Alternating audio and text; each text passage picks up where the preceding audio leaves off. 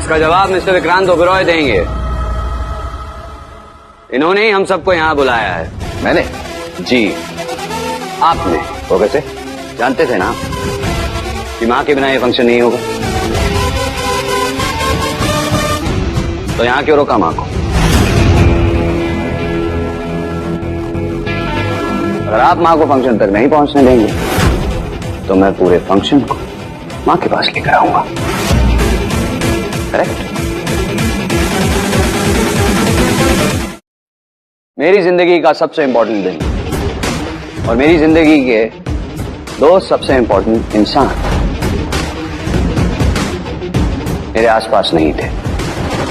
आपको लगता है ये मैं बर्दाश्त करूंगा?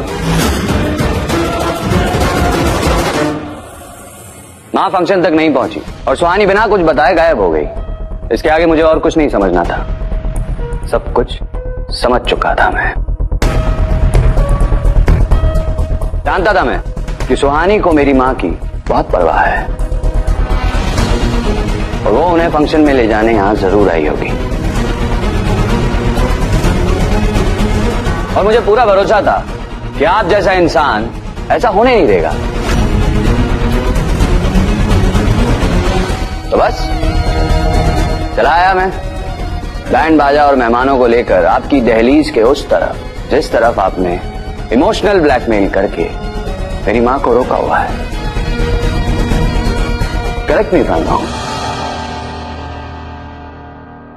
अब ये फंक्शन यहीं होगा मां की मौजूदगी में। जिस किसी में भी दम हो रोक ले।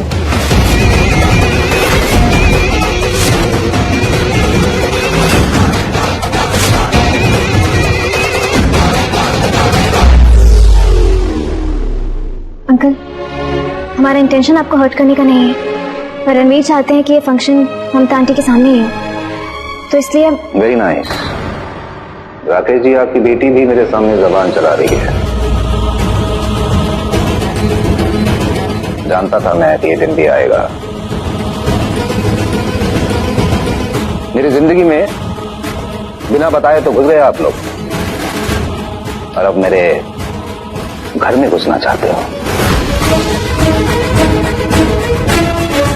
बस तो ये है कि आप सब मुझे यहां नीचा दिखाने के लिए आए हैं। मुझे विक्रांत ओबेरॉय को वो भी नीचा।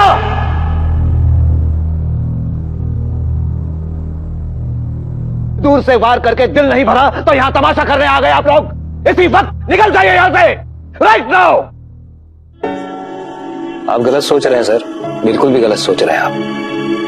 हम लोग तो बस रणवीर की जिद की वजह से। मुझे आपकी कोई दलील नहीं सुननी Rakesh ji.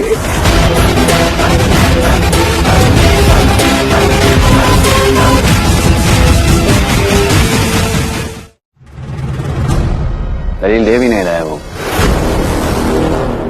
Listen very carefully to me, mister Vikrant Oberoi. इससे पहले कि आप आगे और कुछ कहें, let me remind you, आप अपने एक्स एम्प्लॉय से बात नहीं कर रहे हैं।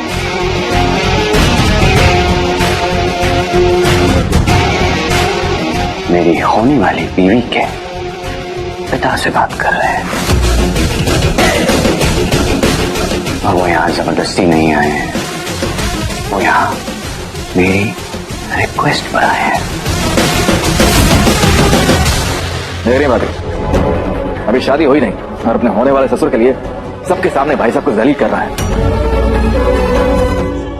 रणवीर, क्यों आया तू यहाँ?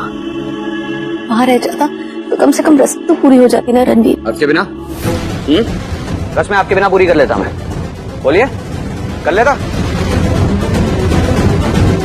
घर से मैं आधा कदम बाहर नहीं निकालता हूँ और आप मेरे सर पर हाथ रख के मुझे 1000 दुआएं दे देती हैं और आप चाहती हैं कि मैं अपनी नई जिंदगी में कदम रखूं और ये काम बिना आपकी दुआओं और आशीर्वाद के करूं।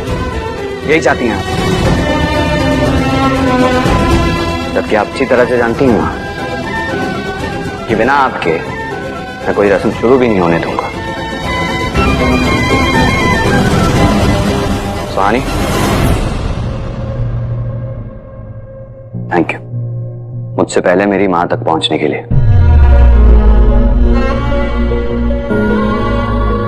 वैसे तुमने तो थोड़ी देर पहले अपना सरप्राइज दे दिया, मेरा सरप्राइज बाकी है। सरप्राइज? सुनो, आ जाओ।